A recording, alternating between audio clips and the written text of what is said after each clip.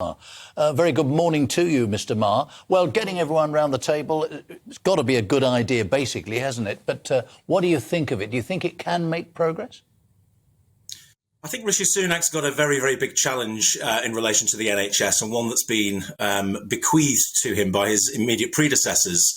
The problems of the NHS, resolving them on the political timeline that Rishi Sunak has got left. He's got 18 months before there's a general election, and the NHS is in a pretty bad state. There's a kind of perfect storm of issues. We've got a fundamental gap between the capacity of the NHS and the demand for services.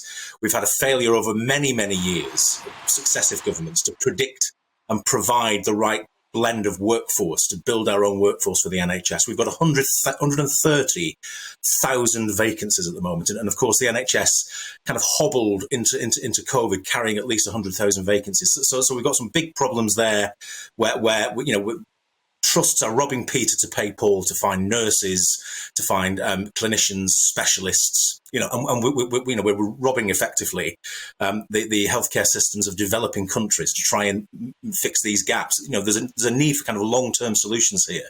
But the problem Rishi Sunak's got, he's got 18 months, and he's got to make a big difference at the NHS front door. So this is how people experience healthcare. So you need a GP appointment. You want to go to A&E and not have to wait for 8 hours, and you want to call an ambulance. You want to expect that an ambulance turns up. And at the moment, the public can't be sure that those things will happen. And that is a political crisis for him. It's absolutely toxic. So he's got to do something about it. So what he's trying to do today, classically as a prime minister, is pull the issue towards him and give it his kind of prime ministerial authority that he is going to sort this out. Now, the difficulty for him, as I suggest, some of these problems are very, very long term, require an awful lot of money.